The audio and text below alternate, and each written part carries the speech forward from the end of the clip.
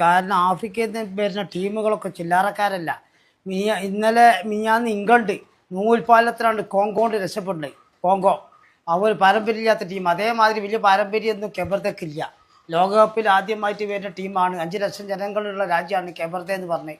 സ്പെയിനെ ഒക്കെ ഒരു തളച്ചിട്ട് ജയിച്ചില്ല.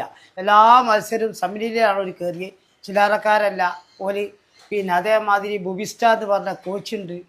പിന്നെ വസീഞ്ഞോയുണ്ട്, ലോഗൻ കോസ്റ്റയുണ്ട്, അതുപോലെ പിന്നെ ഡാനിയൽ ബോർഗാസ് ഉണ്ട്, റോബർട്ടോ ലാപ്പോസ് ഉണ്ട്, അതേമാതിരി തന്നെ കെവിൻ പീനയുണ്ട്, അതേമാതിരി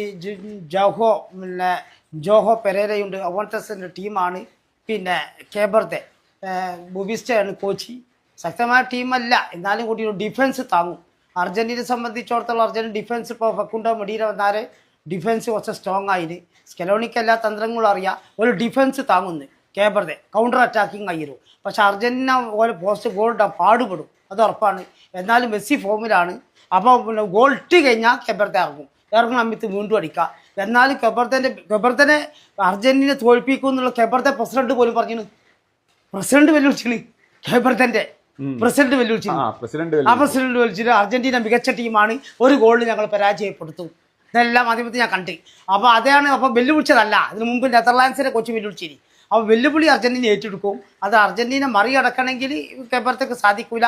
കടുത്ത പോരാട്ടം ഉണ്ടാവും എക്സ്ട്രാ ടൈമിലേക്ക്. അപ്പോൾ നമ്മൾ കണ്ടാന്നേ കോങ്കോന്റെ ആഫ്രിക്ക ടീമൊക്കെ ഒരു പക്ഷേ എക്സ്ട്രാ ടൈമിലേക്ക് പോകാനും സാധ്യതയുണ്ട്. അതിന് മുമ്പ് തന്നെ അർജന്റീന വിജയിക്കും എന്നാണ് പ്രതീക്ഷ.